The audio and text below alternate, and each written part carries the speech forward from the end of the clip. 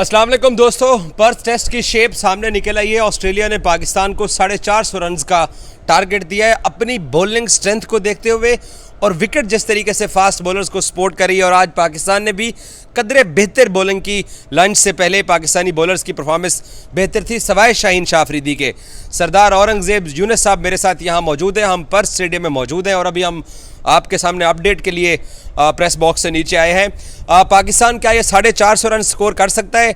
1.5 session आज का है, यानी अभी टी तक, टी के बाद फिर आखिरी सेशन और उसके बाद कल के 3 सेशंस। तो ऑस्ट्रेलियाई कप्तान जो हैं पैट कमिंस, वो इतने भोले नहीं हैं, वो बहुत स्मार्ट कैप्टन है। उसको अपनी बॉलिंग स्ट्रेंथ का, अपनी विकेट की स्ट्रेंथ का और तमाम अपनी टीम की एबिलिटी और क्वालिटी को देखते हुए, जैसे ही उस्मान ख्वाजा 90 रन पर आउट हुए, उसने मिचेल मार्श को भी मौका नहीं दिया कि वो थोड़ा मजीद मार धाड़ करता। तो 450 रन का हमें टारगेट मिला है। क्या ये टारगेट हम चेज़ कर सकते हैं? सपना देखने में तो कोई पाबंदी नहीं है ना भैया। मैं सरदार जी से बात करता हूँ। सरदार जी, सपना देखने पे कोई पाबंदी तो नहीं है? देखिए, मुश्किल टारगेट जरूर है, लेकिन आप इसको नामुमकिन नहीं कह सकते। जिस तरह आपने शाहीन शाह अफरीदी की बात की। अच्छा, मुझे आप 7 बल्लेबाजों की जिम्मेदारी पे आ जाओ। 1 सेंचुरी ओपनर से निकले। डेफिनेटली 1 सेंचुरी की बात नहीं है। आपके टॉप जो 4 बैटर हैं उनमें से किसी एक को लंबा 100 करना पड़ेगा। मैं अभी बात मुकम्मल करने वाला था, आप बीच में आ गए। आपने जैसे शाहीन शाह अफरीदी की बात की, इसी तरह मैं बाबर आजम पे जाऊंगा कि जैसे शाहीन शाह अफरीदी परफॉर्म नहीं कर रहे तो टीम में बहुत फर्क पड़ रहा है, क्योंकि ये इम्पैक्ट प्लेयर हैं। इसी तरह से बाबर आजम जब तक रन नहीं करेंगे तो पाकिस्तान का किसी भी कैपेसिटी में मैच इतना मुश्किल होगा। तो टॉप 4 की जब मैं बात करता हूँ तो उसमें बाबर आजम पे बहुत ज़्यादा रिस्पॉन्सिबिलिटी आती है, क्योंकि एक लंबा 100 अगर हो जाए, लंबा 100 का मतलब है 150 160 अगर एक बैटर कर ले तो फिर दूसरे 30-40 जो है वो भी बड़े इफेक्टिव हो जाते हैं। तो मेरे ख्याल में अगर कोई टॉप ऑर्डर में से एक लंबा 100 करता है तो इस टारगेट पे चेज किया जा सकता है, क्योंकि अगर अब 1.5 दिन आप विकेट पे रहे, मौजूद रहें, अगर आप आउट नहीं होते, यानी आप ड्रॉ की तरफ जाते हैं, तो फिर डेफिनेटली पाकिस्तान मैच जीत भी सकता है। क्योंकि आप अगर विकेटें बचा के रखते हैं कल आखिरी सेशन तक, तो आखिरी सेशन में अगर 150 रन भी चाहिए हो, विकेटें आपके हाथ में हो, तो फिर आप उस तरफ जा सकते हैं। लेकिन पहली स्ट्रेटेजी पाकिस्तान की जो हो ये होनी चाहिए कि आज का दिन कम से कम ओपनर जिस तरह पहली इनिंग्स में खेले थे इस तरह डट जाएं, आज विकेट ना दें, फिर कल की कल देखी जाएगी, क्योंकि सेशन बाय सेशन पाकिस्तान को खेलना होगा अगर ये मैच जीतना है या ड्रॉ करना है। तो मेरे हिसाब से सरदार जी, मेरा इस पे तबसरा ये है कि 1 सेंचुरी आनी चाहिए ओपनर्स की तरफ से, चाहे इमाम करें या अब्दुल्ला करें, और 1 सेंचुरी आनी चाहिए टॉप ऑर्डर की तरफ से, मिडिल ऑर्डर से। वो शान मसूद हैं, वो बाबर आजम है। इन दोनों में से भी अगर एक बंदा 100 कर जाता है, जैसे आप कहते हो कि जी बाबर स्कोर नहीं करेगा तो मैच टीम नहीं जीतेगी, इसमें कोई शक नहीं है। क्योंकि बाबर जो है वो इस टीम की बैटिंग को लीड करते हैं, जैसे शाहीन बॉलिंग को लीड कर रहे हैं और शाहीन से परफॉर्म नहीं हो रहा है, और नए बच्चे बड़ी अच्छी बॉलिंग करवा रहे हैं। फिर उसके बाद जिम्मेदारी सरफराज पे भी है, जिम्मेदारी आगा पे भी है, सऊद शकील पे भी है, फ़हीम अशरफ पे भी है। उसके लिए टेस्ट मैच बहुत ऑर्डनरी किस्म का टेस्ट मैच गया। मार्कवा ने आज जो कमेंट्री के अंदर जुमला भी इस्तेमाल किया कि वो टेस्ट लेवल की बॉलिंग नहीं कर रहे हैं, सो अगले टेस्ट में क्या फ़हीम को ड्रॉप करके हम क्या स्पिनर को खिलाएंगे, क्योंकि फास्ट बॉलर्स तो यही जाएंगे क्योंकि इनकी परफॉर्मेंस अच्छी है। सो जो पहली इनिंग्स में जो तनकीद हुई है पाकिस्तानी ओपनर्स के ऊपर के जी बहुत ही ठंडा, बहुत ही स्लो खेले हैं, आज उसकी आपके हिसाब से जेन्युइन ज़रूरत है?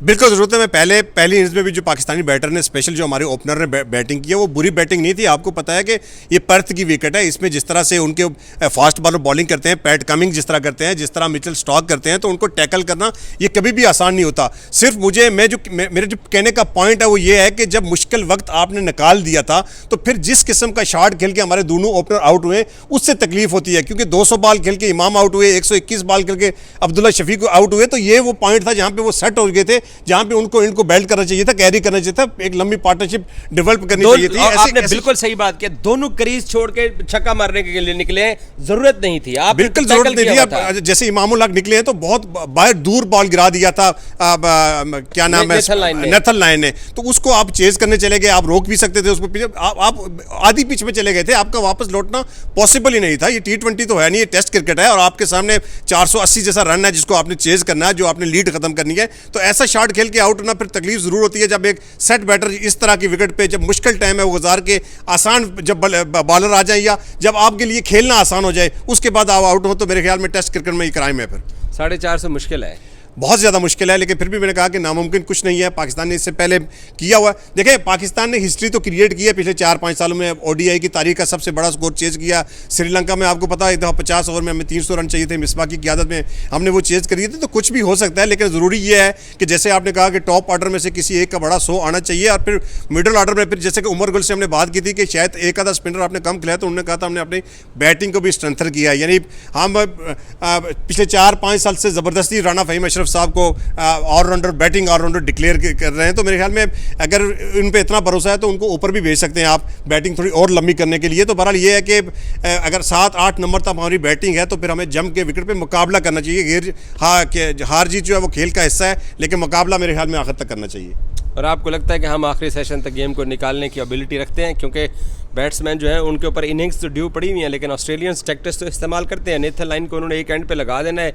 हालांकि पहली इनिंग्स के अंदर मिचेल स्टार्क भी मुझे एक औसत दर्जे के बॉलर दिखाई दिए जब उसको टैकल स्टार्ट किया, और नेथन लाइन भी औसत दर्जे के बॉलर दिखाई दिए हैं। लेकिन हमारे हाथ पांव फूल जाते हैं, जिसका मुझे डर ये लगता है। मुझे अभी भी ये 450 की बजाय यहाँ 350 भी होता रहा, मैंने तब भी पाकिस्तान की जीत प्रेडिक्ट नहीं करनी थी। आपको मालूम है? देखें मेंटली तो एक बात तो आपको माननी पड़ेगी कि ऑस्ट्रेलियन मेंटली हमसे बहुत ज़्यादा स्ट्रॉन्ग है, और जिस तरह की टैक्टिक्स वो इस्तेमाल करते हैं तो वो अब अगर ट्रेस हेड को भी लगा देंगे, जिसे पिछली इनिंग्स में आप बार बार मुझे कह रहे थे यार कि बाबर आजम ने अगर आउट होना था तो वो मिचेल मार्श से क्यों आउट हुए, तो वो किसी भी टैक्टिक्स से अपनी विकेट जो है वो ले सकते हैं। ये तो उनमें एबिलिटी है, और मैच के अलावा ऑन द और ऑफ द फील्ड भी वो कुछ ऐसे टैक्टिक्स यूज़ करते हैं कि सटल नहीं होने देते बैटर को। तो मुझे लगता है कि आखिरी सेशन तक अगर बात चली गई तो फिर पाकिस्तान के पास चांस होगा, अगर आखिरी सेशन तक पाकिस्तान खेल लेता है, क्योंकि आज भी पाकिस्तान को तकरीबन 50 से 55 ओवर बैटिंग करनी है।